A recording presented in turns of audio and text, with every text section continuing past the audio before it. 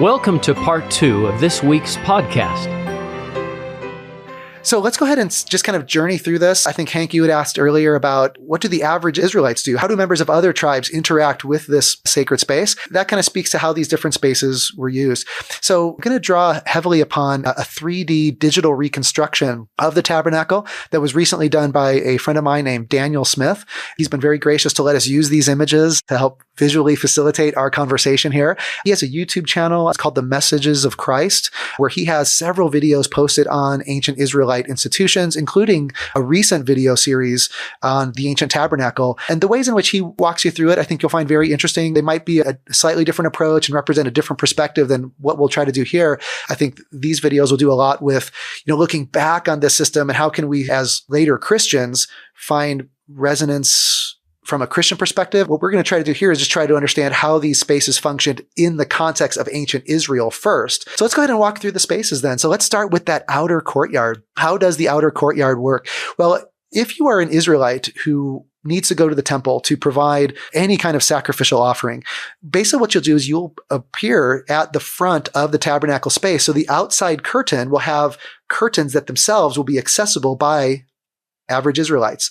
So the way that ritual activity in the temple works is that an Israelite coming to the temple will first themselves have to go through a process of ritual purification. So they'll need to become ritually pure through certain washings and allowing certain time to pass. And once they are ritually clean through their washings, they can now enter this sacred space, go through with their offering, whether it be a goat or a lamb or a bird or some of the various offerings that are described in the book of Leviticus. They would take that offering, they would go through this first curtain, and they would now find themselves in the outer court. Now, in the outer court, we have two main items of furniture that are listed in the book of Exodus. The first one is what's called the altar of burnt offerings. And then the second item is called the brass laver. It's a basin of water. Now that you're in the outer courtyard, you need to find a priest to help facilitate your sacrificial ritual. And of course, you know who the priests are because they're set apart by their clothing. So if you see an Aaronic priest walking around in his white robe, his cap and his sash, and he's barefoot, that's your guy. Yeah, you can track him down and say, hey, I've got an offering here. And together, you will now proceed through the sacrificial offerings. Now, for these sacrificial offerings, there's a lot of detail in the book of Leviticus. Leviticus chapters 1 through 7 is basically a handbook for how priests should be offering these sacrifices. And as we're reading in on their handbook of sacrificial procedure, we're able to learn a lot about the different types of sacrifices that were offered. There are so many details we probably don't have time to go into here, but there's different sacrifices and offerings for different occasions and different needs. There's what are called burnt offerings or whole offerings. There's peace offerings or well-being offerings. There's grain offerings. There's guilt or reconciliation offerings, reparation offerings. So many different types of offerings. We probably won't be able to distinguish all of those here. But if you want more detail, again, get a good study Bible, read through those first chapters of Leviticus and learn about the types of offerings and the procedure. Pretty fascinating stuff to see what constituted the religious experience of ancient Israel in this temple space. So let's walk through some of those. Again, there'll be variation depending on the different types of sacrifices, but generally speaking, here's how the process worked. If you brought your sacrifice, let's say you have a lamb or a goat, you'll sign down a priest, and you and the priest together will proceed to the north side of the altar to begin the sacrifice itself. The sacrifice doesn't actually take place on the altar. The sacrifice takes place to the north of the altar. And what you'll do is first, you as an offerer will lay your hand upon the head of the animal and designate it that this is an offering to the God of Israel. And once you've done that, together, you and the priest will hold the animal down and will slaughter the animal by slitting its throat. And the priest will catch the blood in a bowl. You're then somehow going to hang the carcass up. In the later Jerusalem temple, there will actually be meat hooks set up there so you can hang the carcass up on the hook, drain the rest of the blood. So the priest will be catching the blood.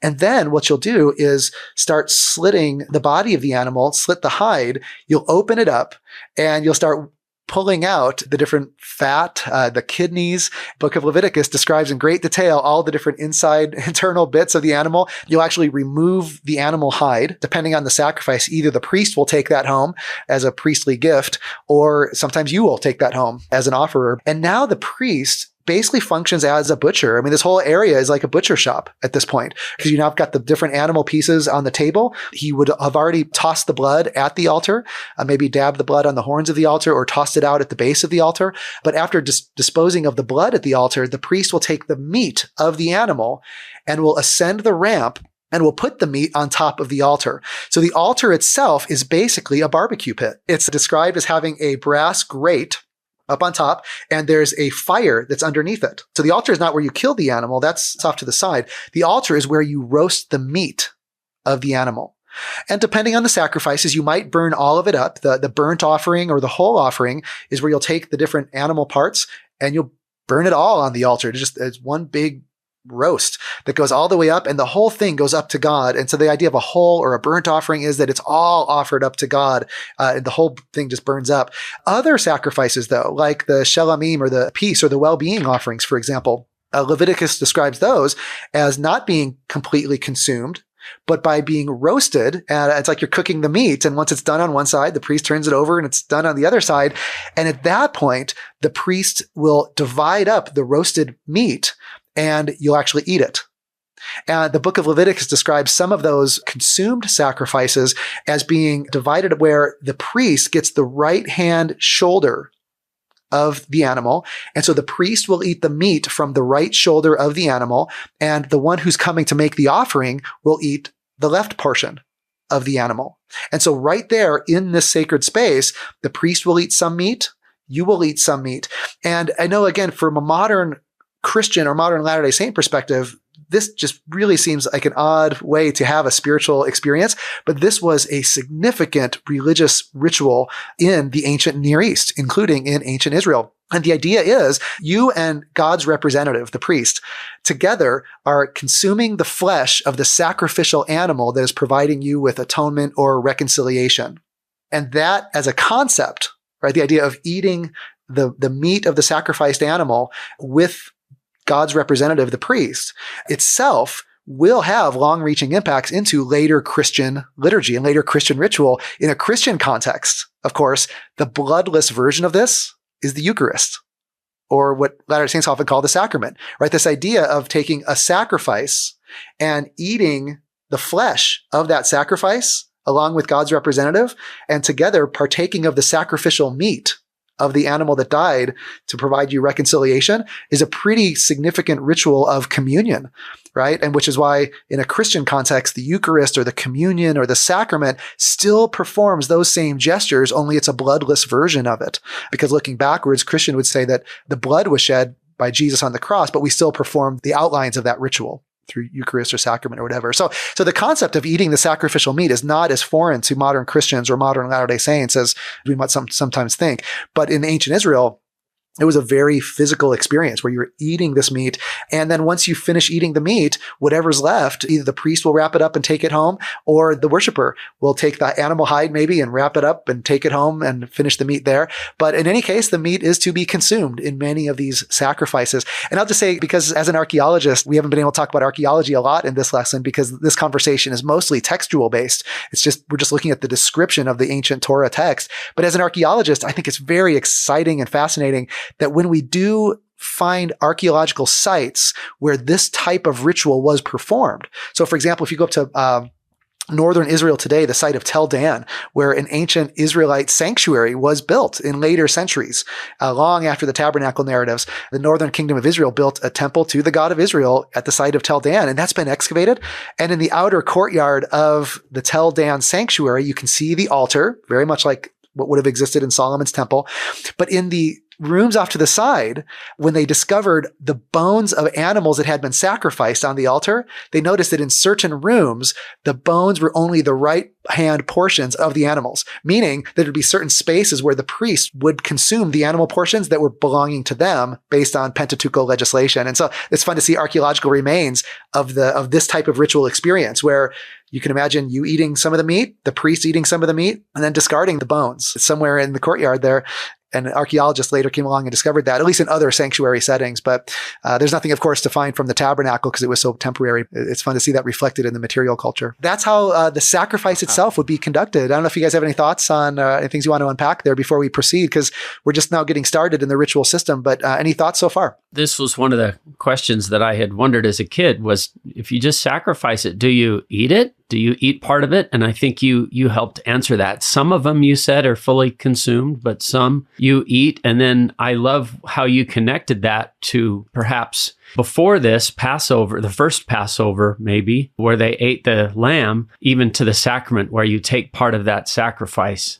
Yeah, that's the later Christian version of what we're seeing here in ancient Israel. Yeah. Which helps because now you're connecting things that might seem strange to something we're familiar with. The idea of taking that sacrifice, making it part of us by putting it inside. There's one more set of rituals that would have occurred in the outer courtyard. As the average non-priestly Israelite worshiper, your job is now done. You've done your part. You've brought the animal. You and the priest have sacrificed it together. The priest has roasted the meat, and you've maybe eaten the meat, depending on the specific type of sacrifice.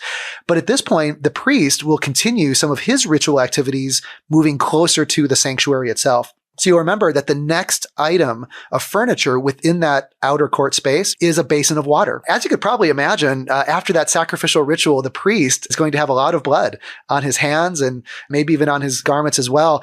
And so before that priest can proceed into the next sacred space through that curtain into the holy place, the priest will need to go to this basin of water and wash the sacrificial blood from his hands.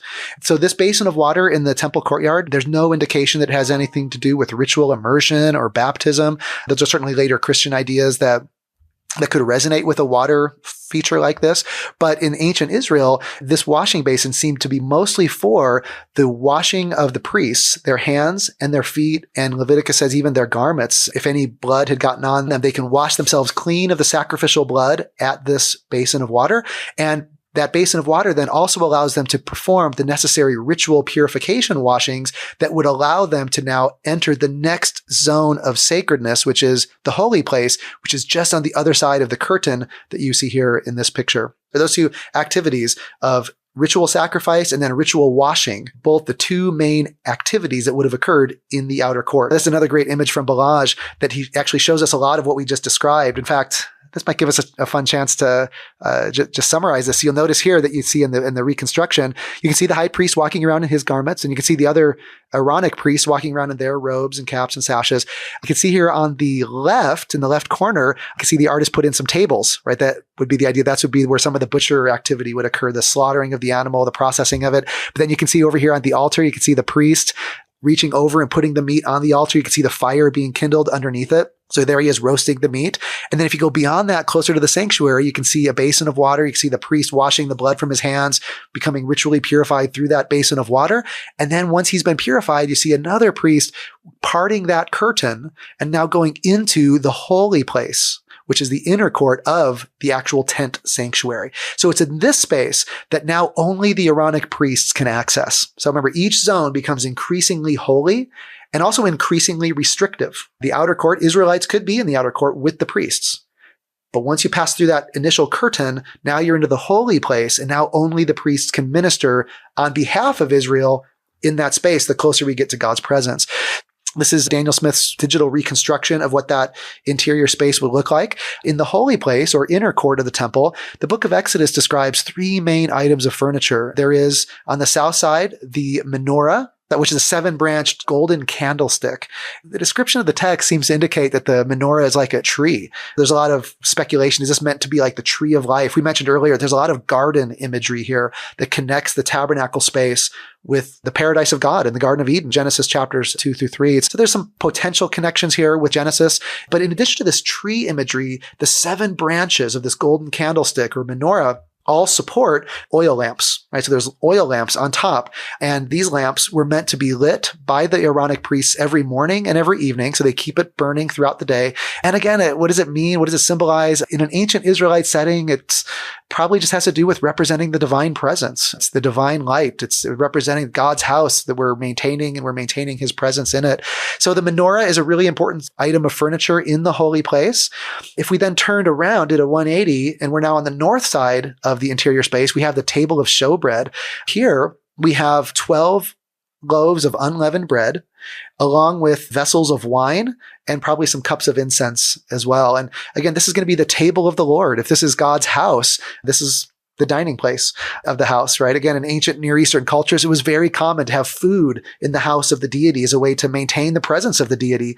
And that's an idea that might not resonate with our modern Western thinking as much, but in the ancient Middle Eastern context of early Israel, this idea of maintaining God's presence in his house by setting out a feast where symbolically he and Israel can dine together is pretty significant. And so every Sabbath, every Saturday, the priest would come and replace these 12 unleavened loaves and probably eat the previous ones and drink the wine and replace it and keep that table furnished before the Lord. So between the menorah and the table of showbread, those are two aspects of God's house that the priests are tending to on behalf of Israel. And then finally, the last item of furniture in the holy place is going to be the altar of incense. So this will be the second altar of the tabernacle, but this altar is not a sacrificial altar. This altar is the altar that's placed right in front of the final veil. And final veil, of course, leading into the Holy of Holies. But before you get into the Holy of Holies, this altar of incense stands right before the curtain, and it seems to be an altar of prayer. As the Israelite priest, the Aaronic priest, would come into this space and would take incense in their hand. They'd put the incense on this altar, which itself has a grate and a fire underneath it, and would burn the incense. God's throne room is just on the other side. As the incense is going up, the priest will raise his hands above his head. That's the ancient gesture of prayer that all ancient cultures used. And as the smoke went up, the hands of the priest would go up, and the priest would utter prayer on behalf of Israel. Remember, because he's representing Israel to God. So as you can imagine, the smoke rising, the Israelite priest raising his hands above his head, offering prayer on behalf of the community of Israel, that's going to be the main ritual activity of this particular feature. And for this feature, I actually should take a step back and notice that in Exodus chapter 29 and Leviticus chapter 9, we are told about what's called the daily offering. So in addition to all the different ritual activities that's occurring with the different sacrifices in the courtyard, the different lamp tending and table setting of the holy place, the Pentateuch legislates that twice a day, a communal ritual would be offered by the priest on behalf of Israel. It's called the daily offering. It would happen every morning around 9 a.m. and every afternoon around 3 p.m. And every day, a lamb would be offered for Israel in the outer court on behalf of the entire community, the nation of Israel. And then the priest would come into the holy place and offer incense as the smoke rises. His hands are above his head. He's offering prayer on behalf of Israel to God. That ritual sequence of sacrifice and prayer at the incense altar would have happened every morning and every afternoon. And it would conclude by the priest having just represented Israel to God through the hand-raised prayer. The priest will now turn around and represent God to Israel by emerging from the sanctuary. So he's now back into the outer court. He will raise his hands above his head again and now pronounce the priestly blessing of God upon Israel. So he's represented Israel to God through the prayer, but now he's going to represent God to Israel through the blessing. And so when he's out in the outer courtyard, he will raise his hands and bless Israel after the prayer, bless Israel with the language of Numbers chapter 6. May the Lord bless you and keep you. May the Lord's face shine upon you and give you peace. And that twice a day communal ceremony, right? Meaning community-based ceremony will occur every morning and every afternoon and will include the sacrifice, the prayer, and the blessing. So it's kind of fascinating to see the daily operations of the temple, both as individuals, but also as kind of the community prayer service. So it's like, thanks for coming to the temple this morning. We'll see you this afternoon. That's the general function of this incense altar. It's a prayer altar that's set before the final veil on our journey into the presence of God. This is really fun stuff. I mean, I've seen pictures like this before, and I've understood a little bit about Yom Kippur, but just to hear about the daily rituals is really fascinating.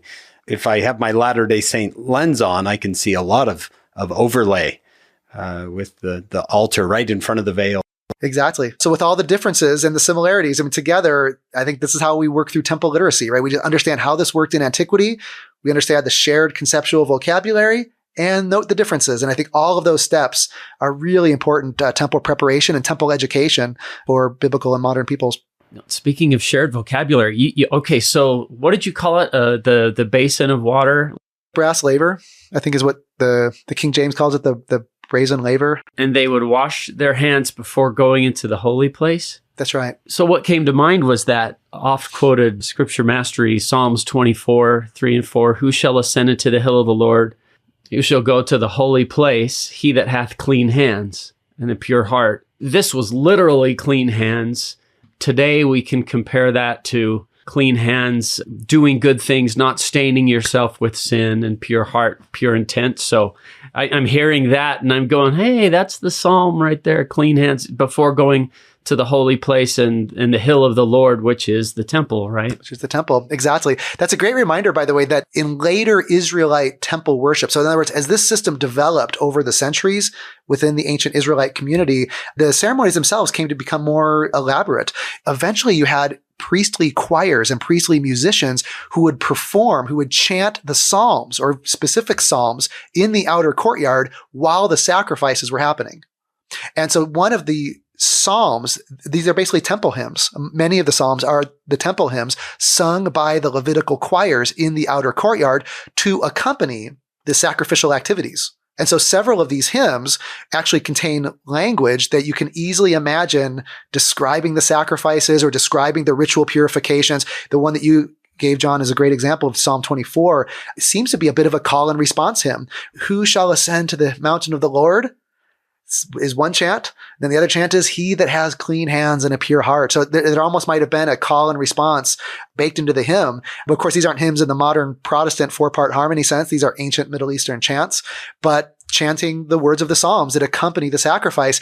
That's a reminder that the temple experience of ancient Israel within this tabernacle and later Solomon's temple space was just an immersive sensory experience. Right. And what I mean by that is if you can imagine everything we just described, imagine physically taking that in, right? So you go in, there's the butcher shop component here. There's the barbecue smell coming off the altar here, literally like roasting lamb meat. Then you have the incense wafting out from the sanctuary. And the whole thing is being accompanied by Levitical choirs chanting the Psalms. And the clothing as well. You can just imagine the sensory. You're seeing, you're hearing it, you're smelling it. It is taking you to a different place. And again, that speaks to this idea that the temple is the meeting place between our earthly existence and the heavenly realm. And everything about the sensory experience of this ancient Israelite temple space is just taking you away. It's taking you into the realm of God. And you can smell it, you can see it, you can hear it. And the cacophony of senses that were engaged in ancient Israelite temple worship is pretty remarkable. The only thing that I've ever seen that has come close to this is if you ever go to a Greek Orthodox service. I have a lot of holy envy for our Greek Orthodox friends. They absorbed in Greek Orthodox or Eastern Orthodox liturgy more broadly, have absorbed a lot of this temple imagery. And so if you go to a Greek or Eastern Orthodox service, you will also see the chanting, you'll see the iconography, you'll smell the incense, and you'll see the liturgical furniture laid out, bringing you closer and closer to the space of God. So a lot of this material that we're studying here from the book of Exodus can also not just inform Latter-day Saint temple practice, this can inform Catholic Mass experience or the experience of an Eastern Orthodox service, because this temple material from the Old Testament is the foundation of later Jewish and Christian religious worship in various communities. And so literacy with this material benefits a lot of different communities today to just understand where their forms of worship come from.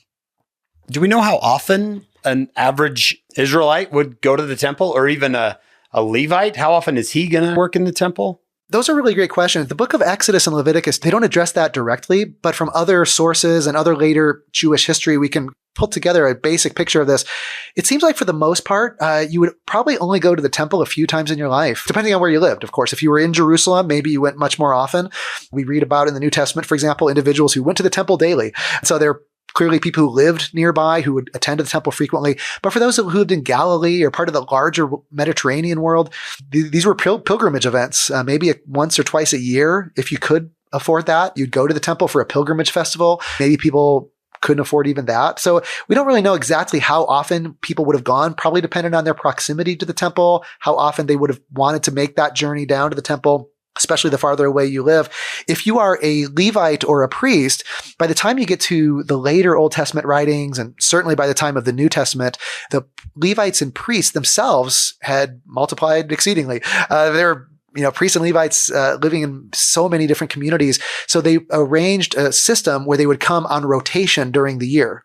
So any given Levite or priestly family living in whatever village would probably have 2 to 5 weeks a year. And so these rotating courses, it's sometimes called the 24 priestly courses, each had their designated time during the year where they would come service the temple in these ways, and then they would go back home for the rest of the year where they would live in these villages. The New Testament example of a lot of these stories, of course, is the father of John the Baptist, Zechariah. So Zechariah lives in a village outside of Jerusalem, but he's of a priestly course whose rotation is up, and they come to the temple for their week or two rotation, and the lot falls to him. Hey, while you're here, by the way, lucky you get to be the one to burn incense at the daily offering. And so the whole story of Zechariah as a priest at the altar of incense, of course, this is in Herod's temple later on, but at the altar of incense, raising his hands above his head, the smoke is going up. He's offering the prayer on behalf of Israel during that daily service. And that's when Gabriel appears in that moment of theophany. And when he comes out, you'll notice he tries to give the priestly blessing. He gestures towards it, but he can't do it because he's been struck dumb. And so that whole story of Zechariah serving in the temple is the story of a priest on rotation, facilitating these rituals, having the opportunity to be the incense offerer or the prayer offerer in a daily sacrifice, and coming out to give the blessing, but he can't because he was struck dumb as a result of the exchange with Gabriel. So that whole story is very much part of this temple system, only in a first century version. I love it too, because it tells us of what priesthood he would have had, and John the Baptist. Yeah. So Luke 1 infers that John the Baptist is born into a priestly family. Yeah. He's not only of the tribe of Levi, but within that tribe, he's an Aaronic priest. So he is of the line that has that Aaronic or Aaronide priesthood. So he would have served at the altar, or he would have helped facilitate the sacrifices. John's father, Zechariah, did those very things when his course was on rotation. Course of, what is it? The course of Abia, it says? Yeah, Abaya. Yeah. Abaya. I need you to be my pronouncing gazetteer.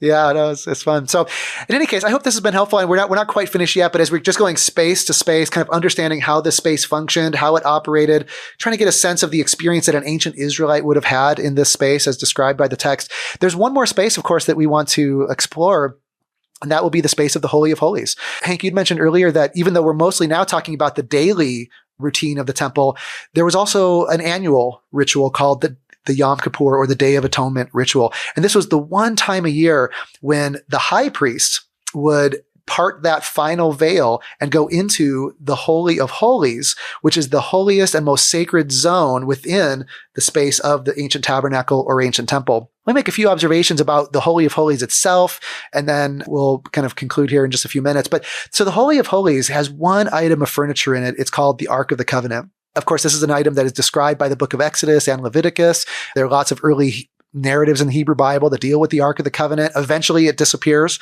It is no longer part of later Jewish temples. But at least in this early Israelite period, the Ark of the Covenant was the main item of furniture that existed in the Holy of Holies, because the Holy of Holies was viewed as God's throne room. So if the temple or the tabernacle is God's house or is his tent, the Holy of Holies is his throne room. Just like a palace of an ancient Near Eastern monarch would have a palace with a throne. Well, this is God's palace and his throne room.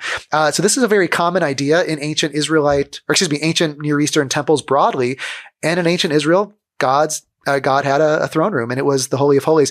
The Ark of the Covenant is covered by an item called the mercy seat. And it's a mercy seat because it is a throne. It is God's throne. It's where God sits, and the Ark of the Covenant is his footstool. And the throne of God, where God sits, the mercy seat, where God dispenses his mercy to his people, right, on the Day of Atonement, when the high priest parts that final veil and goes into the Holy of Holies, it's going to be this item of furniture, God's throne, where God's grace and mercy will be dispensed to his people, to Israel, and where the high priest will make the final purification rituals for the year to purify himself and the sanctuary and the whole community. It's kind of the annual purging or cleansing of all impurities and all sin that exists, just to have a once in a year house cleaning ritual. And in that ritual, the high priest will go to the Ark of the Covenant with the mercy seat on it, and we'll offer certain incense and blood gestures here as well. But before we leave the Ark of the Covenant, though, I do want to point out that the Ark itself comprises of the box, which is the footstool. Inside the box are some of Israel's sacred relics. The lid, or the mercy seat, the throne of God, where he sits to dispense his mercy to his community. And on top of the mercy seat are going to be two cherubim.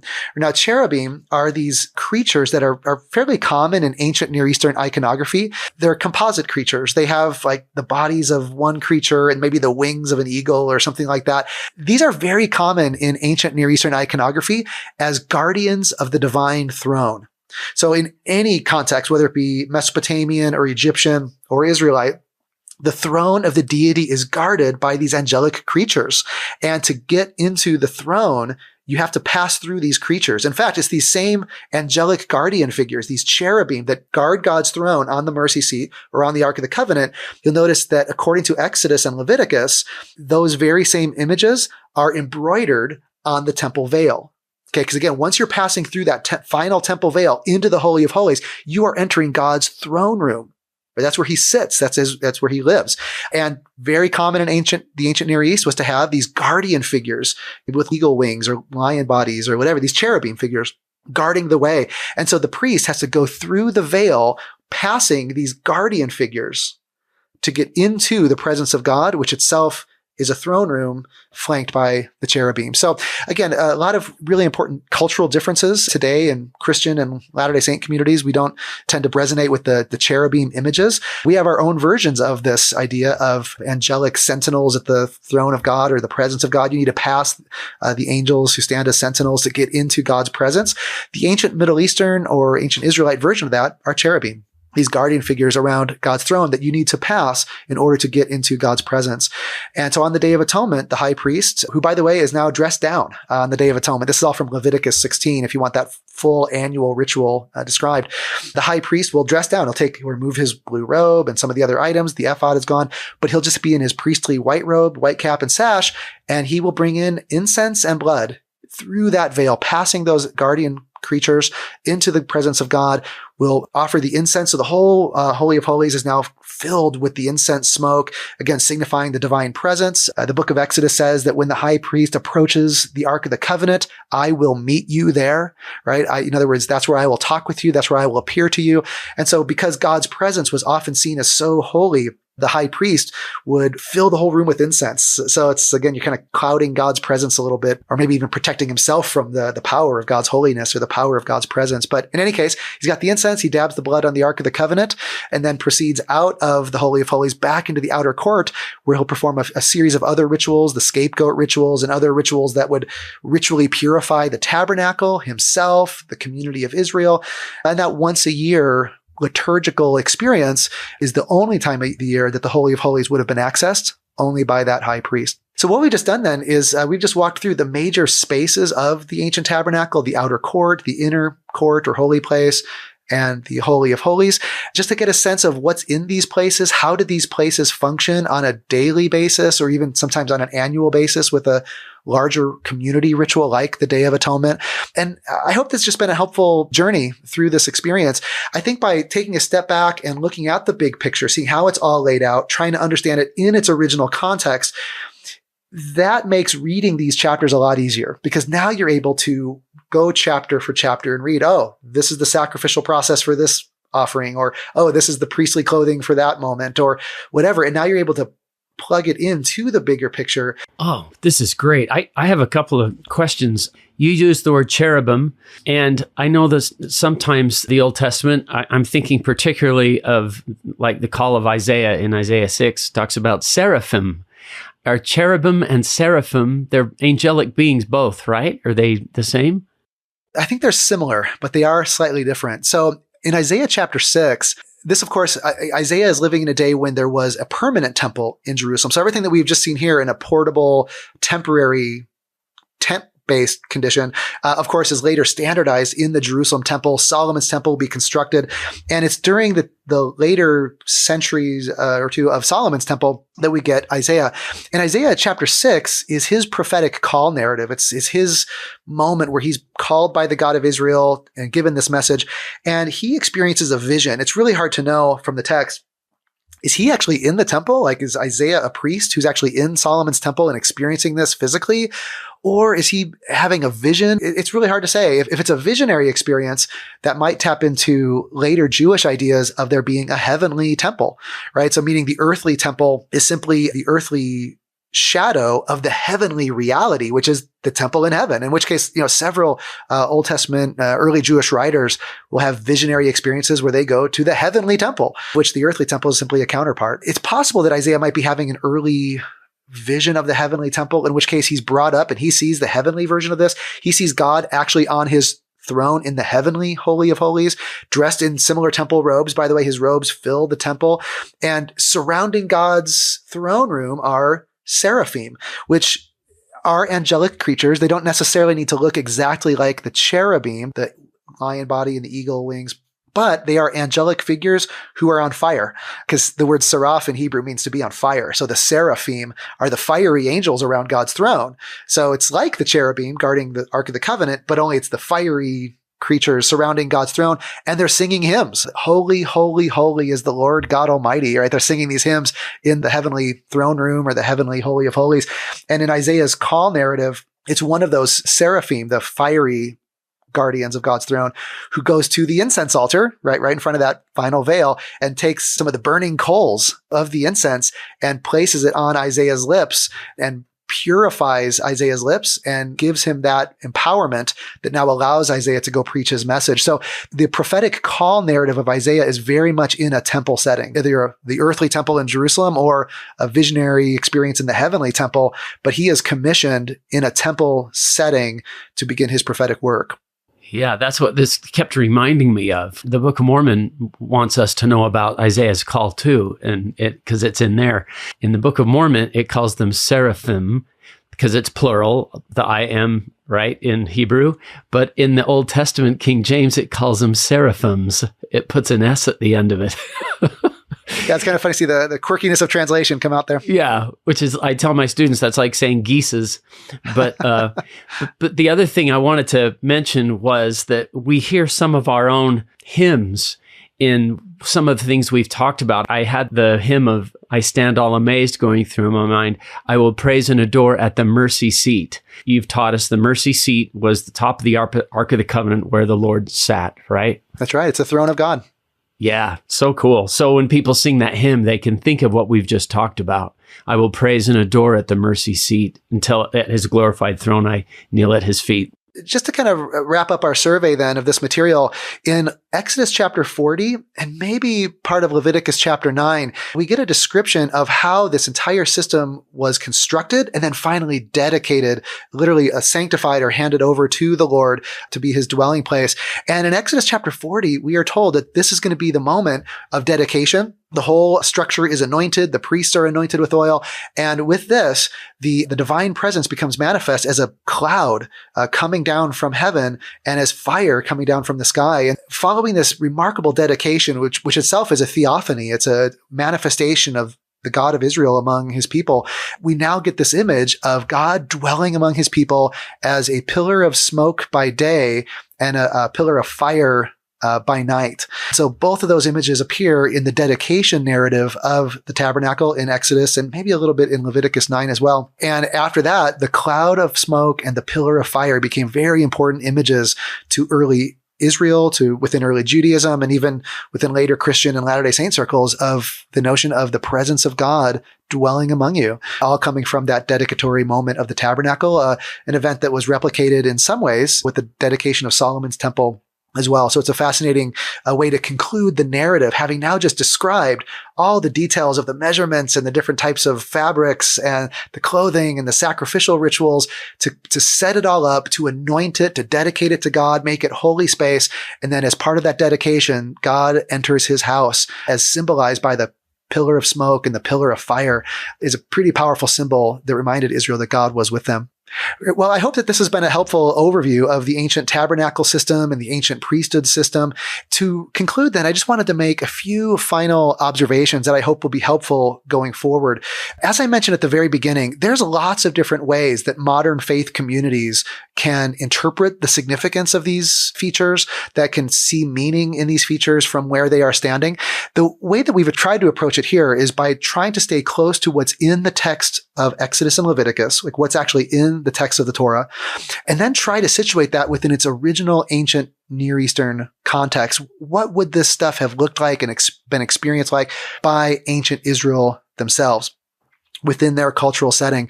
Having said that, though, obviously later communities and other communities will look back on this material and find other ways to make sense of it or other layers of significance to them. So for example, In the Book of Mormon, we have Jacob, who from his Nephite perspective, he looked at this material as being very messianic, right? So in the Book of Mormon, you get this idea that the rituals of the ancient temple were Messiah focused.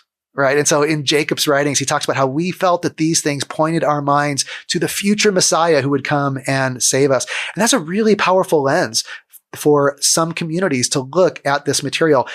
I do want to point out it's probably not the lens that the ancient Israelites themselves had on most naturally or most easily. There's just not a lot of direct evidence in the Torah, in the Pentateuch, or in other early Jewish writings that when Israelites or early Jews would go to the temple, go through the sacrificial rituals, that they saw messianic significance. They are seeing rituals of purification. They're seeing rituals of reconciliation. They're seeing rituals that would allow the God of Israel to continue to dwell among them. And those were very powerful concepts within their time and place. But other communities can take off that lens or maybe keep that lens on, but put on a different lens. And that is the lens of Jesus, right? So in later communities, not necessarily the Old Testament, at least as far as we have record of, as far as we know, we don't know how many Israelites went to the ancient temple and saw messianic meaning there. But within the Nephite community, they definitely did. So Jacob tells us that the lens that he had on was a lens of Christ. So he would say, Jacob, a Book of Mormon writer on another part of the world, another part of the planet, would say that through their understanding, through their revelations, they would see some of this as pointing their souls to Jesus. But even within Nephite rhetoric, we're pretty regularly reminded that most people probably didn't see it that way, right? When Lehi talks about a Messiah in 1 Nephi chapter 1 and 2, most people in Jerusalem had no idea what he's even talking about. What do you even mean by that? So that gives the impression that most of those people going to Solomon's temple were not thinking messianically. But Lehi was, and Nephi was, and Jacob was. And so that's one community who their interpretive approach to this tabernacle was messianic. And having said that, the strongest biblical parallel to seeing this material in a messianic way is going to be by early Christians, right? So if we fast forward to the time of the New Testament, that is where we have a group of followers of Jesus, right? Jesus, the Messiah, who has now died on a cross and was resurrected. And that group of early Jesus followers has to find a way to make sense of why Jesus had to die. And more than that, they've got to find ways to tell others why Jesus' death has meaning. And so for those early Christians, looking back onto the tabernacle, they found an enormous amount of riches of metaphorical language that they could use to describe Jesus, right? They could use to find meaning in Jesus' death. So how do we understand Jesus' death? Why does that matter? Well, it's like in the Old Testament temple. It's like in the Jerusalem temple or the ancient tabernacle. You know how they would perform rituals of sacrifice to provide reconciliation or purification? Well, Jesus' death is like that. And next thing you know, you start to get really great early Christian imagery of Jesus as our ultimate atoning sacrifice, using language drawn from this ancient temple system, but then applying it to Jesus. And the same thing with the idea of a mediating priest. So not only did early Christians look back on the tabernacle and see imagery of sacrificial atonement that could help inform the way they viewed Jesus' death, but they could also look back on the rituals of priestly mediation and say, well, Jesus is like that. Just like the ancient high priest mediated between Israel and God, or between heaven and earth. Well, that's what Jesus is. He's like our great high priest. He's like the ultimate version of that. And so I just wanted to help us become a little more sensitive to the ways that we're interpreting this material. Restoration scripture acknowledges that God can speak to different peoples in different times and places according to their cultural understanding. So I don't think we need to manipulate the original significance of this tabernacle system to appreciate the ways in which it could also apply to other faith traditions. We can easily find ourselves looking back on this and saying, wow, there's a lot about that resonates with me as I try to make sense of the death of Jesus, or as I try to articulate why Jesus had to die. Well, it's like a sacrificial atonement. What is Jesus doing right now? Well, it's like he's a high priest mediating for us at the throne of God. And I think the best early Christian example of this is the letter to the Hebrews. Hebrews is by far the most extensive New Testament treatment of a Christ-centered reading of this tabernacle material. So, for example, Hebrews chapters 4 through 7 takes all of this mediating high priest imagery. And Jesus is the ultimate high priest. So if in a Christian or a modern Latter-day Saint setting, you've ever heard Jesus referred to as your great high priest. High priest of good things to come. Exactly. That's quoting the letter to the Hebrews, which basically says, look, the high priest of the Jerusalem temple, or the high priest of the ancient tabernacle, was simply the earthly shadow of the ultimate heavenly reality, which is Jesus. Right? So Hebrews 4-7 envisions there being a heavenly temple, playing with the old Platonic notions of types and shadows, right? So the idea that the real temple is in heaven and the real mediating high priest is Jesus. And what we just saw here on the earth was the earthly shadow of the heavenly reality. So for the letter to the Hebrews, for that author, the priestly system of the tabernacle was a way to make sense of Jesus, only that is as an earthly shadow of the heavenly reality. So Jesus is our great high priest. So any of that language of Jesus as your great mediator or your great intercessor, or Jesus standing at God's throne making intercession for you as we speak, thus allowing us to with boldness and confidence approach the throne of God and receive that grace in time of need. All of that language is taken from the tabernacle material of Exodus, but it's the letter to the Hebrews saying that from his perspective, Jesus was the ultimate version of that. And similarly, Hebrews chapters 8-10 does the same thing, only now with the sacrifices. So this whole idea of Jesus' death as being our ultimate atoning sacrifice is, again, that's Hebrews' way of saying that the earthly sacrifices of the ancient temple system or the ancient tabernacle system were simply the earthly shadows of the heavenly reality. The ultimate heavenly reality was Jesus' death. Everything on earth was just a shadow of it. And so I just wanted to point that out because a lot of times as modern Christians or as modern Latter-day Saints, we want to just jump right into this ancient material and just start imposing our own symbolic worldview onto it. And that has meaning. That there's a reason why we so naturally feel that impulse. But I just wanted to be help us be a little bit more sensitive, a little more nuanced in the way we approach this. We do not need to rob the ancient Israelite meaning of this material by imposing our interpretation. I think we should appreciate both what it meant to ancient Israelites in their time and place and culture, and what it can mean to us. So I just wanted us to be careful in the way that we interpret a lot of these things, that we can both appreciate original context and modern resonance. This is just good scripture study skills. The idea of let's see it in its original place, in its original form as clearly as we can. And then if we want to put a Christian lens or a Latter-day Saint lens on it, we can. We just need to realize we're doing it. I noticed when Matthew records that the Savior yielded up the ghost in Matthew 27, verse 50, he immediately goes to the veil of the temple. He says the veil of the temple was rent in two from the top to the bottom. So he's connecting the death of Christ to the temple, to the tabernacle. Probably the idea that the Holy of Holies is now more open than it was before. Open to God. Yeah.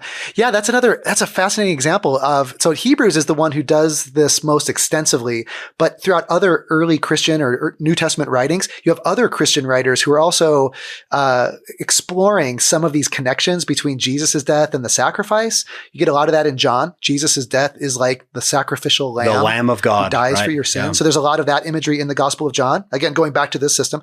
But in the Synoptic Gospels, Matthew, Mark, and Luke, Matthew in particular, as you said, that is a fascinating example of how it might be exploring the connection of Jesus and the priest, right? Because remember, the daily sacrifice was every 9 a.m. and 3 p.m., at which times the priest would be at the incense altar before the veil with his hands upraised, offering his prayer. The synoptic tradition, Matthew, Mark, and Luke, placed Jesus on the cross at 3 p.m., at the very moment when Jesus or the priest would have been at the altar of incense, offering that hands raised prayer, just like Jesus on the cross. And then when Jesus just utters his final prayer, Matthew describes it, the veil of the temple rends. Matthew clearly is exploring that connection, that symbolic connection between what Jesus' death just accomplished and opening up the way to the presence of God for humanity. And so he doesn't come out and explicitly say, thus Jesus is our great high priest. Hebrews does that. But Matthew and a few other texts certainly seem to be exploring connections early on as those early Christians themselves are trying to make sense of Jesus' death. And this tabernacle, temple, priesthood setting just gave them so much language to work with to try to understand, why did Jesus have to die and what does that mean for us? Do you have a few minutes to tell us about what you see in the restoration Sure. with Joseph Smith, reaching back and pulling some of these things forward? Because even in the Kirtland Temple, don't you see some of this idea of there's a courtyard Do you think that's meant to be there? That little, as you enter the Kirtland Temple, there's that little 10-foot space before you enter another area, and then they could curtain off another area. Yeah. Exactly, with the curtains in between. Absolutely. And this is maybe a really great point to end on. I'm assuming we have a predominantly Latter-day Saint audience for this podcast, although I hope that others could be listening and enjoy this conversation, because I think there's so much about this ancient temple material that could inform a Catholic experience or an Eastern Orthodox experience or even other types of faith experiences. But for Latter-day Saints who have a modern temple tradition, it's at the center of our religious life.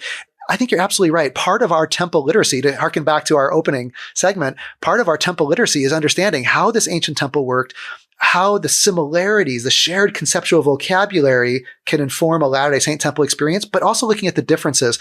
So for Joseph Smith, as he is trying to create a temple-centered community in 19th century America, I think we have several sources of inspiration for him. I think he himself is obviously living in a post-Jesus era. He's Christian, so he's going to see a lot of Christological imagery in ancient temple practices, and he wants to try to incorporate some of that into the Latter-day Saint temple experience. I think that in later periods, especially when you get to Nauvoo and others, he's got the Book of Abraham and other cultural interactions that he's having that are definitely informing the way he's going to construct the ultimate endowment that Latter-day Saints will today experience. I think lots of sources of inspiration are flowing into that. A lot of those sources, of course, indicating some of the differences between modern and ancient temples. Those are just as important to know as the similarities.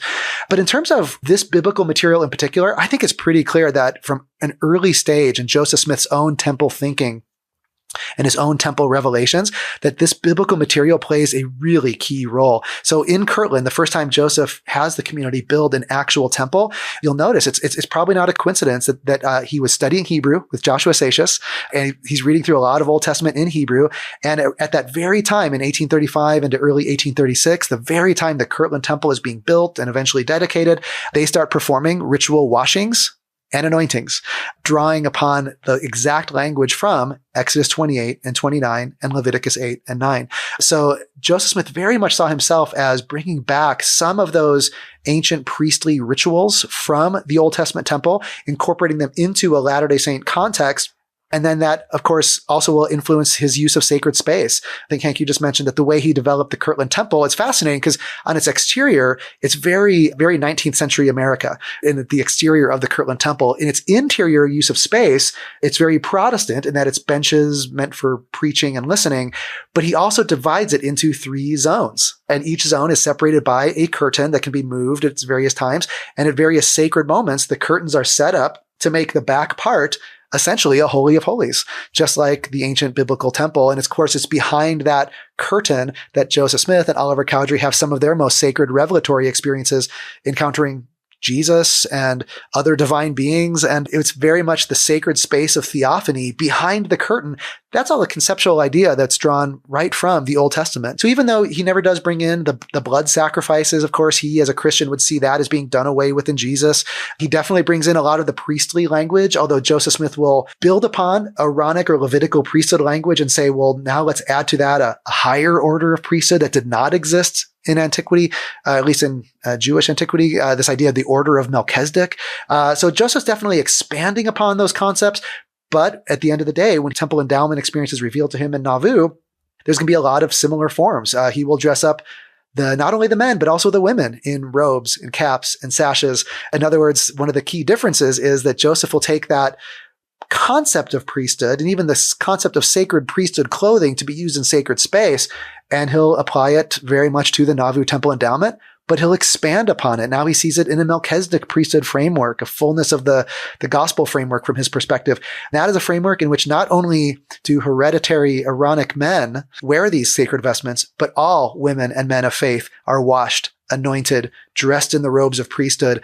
And so Joseph is definitely building upon a biblical foundation. The biblical text is clearly informing his temple thinking and his temple revelations. But the final product that Joseph Smith reveals to us as a Latter-day Saint community is very much expanded with a Jesus-centered, a Melchizedek priesthood framed version of what we saw in the Old Testament, so again, that just speaks to the need to understand the similarities but also the differences. And it's in both that we come to increase our temple literacy as Bible readers, but also as modern temple-going Latter-day Saints. Matt, this has been fantastic. And I think I like this idea of we are becoming more temple literate, especially when it comes to the Old Testament tabernacle. Here you are, a Bible scholar and a Latter-day Saint. I think our listeners would be interested in just your journey about those two worlds that you've experienced here for the last couple decades, right? So for me, the journey of both faith and scholarship, I think really began when I became active in the church when I was in high school. I'd gone to church when I was younger. My family had been members of the church. But for me, kind of that moment of conversion that convinced me to be a believing, practicing Latter-day Saint actually came through the process of study. As a junior or senior in high school, I started really studying scripture for the first time, started studying church history for the first time. And for me, it was the process of learning that became itself a defining spiritual experience. And so when I went on my mission, one of my favorite things to do was not only to talk about the gospel message with others, but to study. We read a lot as missionaries. This was back in an earlier day when you had a little more flexibility there, perhaps. So I read a ton and studied a ton as a missionary. And for me, the process of study is not a dichotomy. Sometimes we're the ones to dichotomize that, where we say, well, you can be intellectual and learn stuff over here, but we really want to feel the Spirit over here. I just think for Joseph Smith, that was a totally false dichotomy. And so for Joseph Smith, here we have this prophetic figure who's having visions and revelations.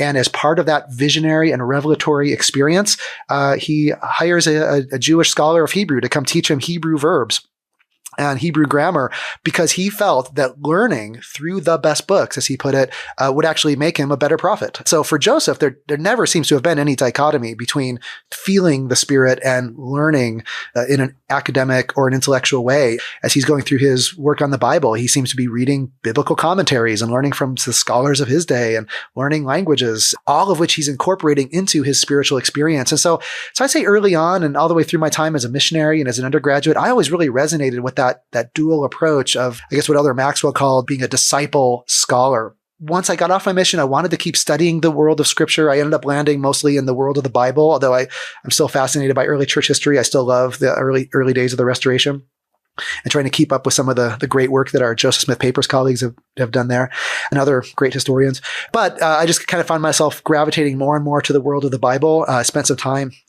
in the Holy Land. As an undergraduate, went to the BYU Jerusalem Center. So I came out of that experience convinced I wanted to go into biblical studies, eventually with a focus in archaeology and the social history of early Judaism. So I went off to graduate school. I spent 8 years in graduate school, 2 years at Andrews, 1 year at Oxford, and 5 years at Chapel Hill, working through 2 masters and a PhD. And through the process, of course, naturally, you're being taught how to think critically and how to read texts critically and how to critically analyze faith traditions of the past. And it's inevitable that you're going to take those skills that you're learning and start looking at your own faith tradition with those skills. And all of a sudden you start reading your own scripture a little more deeply and your own religious experience a little more analytically. And to be sure, that process can be a lot of wrestling, can include a lot of wrestling. A lot of previous assumptions that I had all of a sudden are very challenged, and I have to kind of think through that.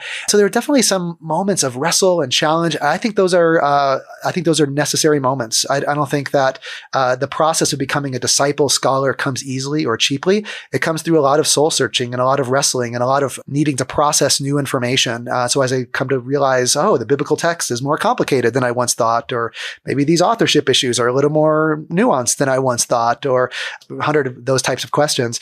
Definitely there's a lot of challenge to previous assumptions. But I think in the process, at least from my experience, and I recognize that different people have different experiences, my experience was that process of wrestling and working through the faith and the scholarship issues, the moments of strength, but also the moments of tension, at the end of the day, I think produced a much more mature and pliable faith for me than what I had as a missionary. Like probably most of us, we're very black and white in our thinking. And there's definitely truth, right? We affirm truth. But at the same time, I think a mature, pliable faith is what helps us to navigate the complexities of scholarship. And I think the end result is someone who is an informed disciple scholar, someone who can be all in on their faith and their discipleship, and who can also be responsible with scholarship, be informed in scholarship, be maybe more nuanced sometimes in the way we approach certain scriptural passages or certain traditions. And I think that is exactly the type of process that we need to go through in order to be effective teachers in the church and teachers in God's kingdom, to have an informed faith and informed discipleship. So for me, that's been something that's kind of developing from the time I started becoming active as a Latter-day Saint, and has just continued to grow with a lot of struggles, a lot of wrestle up and down. But I think that the end result, and I'm not a final product by any means, none of us are finished products. We're still in process, but I have thoroughly been enriched by the challenges of combining faith and scholarship, and hope to continue to do both in the years ahead. John, what a great day we've had today with Dr. Gray. What a blessing to better understand the ancient tabernacle. I feel like I could walk around the tabernacle and know my way around a little bit more, right? Know who's doing what and why. And I feel more complimented that you referred to me as an ancient tabernacle at the beginning. That's why, because I knew we were going to walk away with such a great feeling about it. Dr. Gray, thank you so much for being with us. We want to thank all of our listeners. We want to thank our executive producers, Steve and Shannon Sorensen, and our sponsors, David and Verla Sorensen. And we hope all of you will join us next week on our next episode of Follow Him.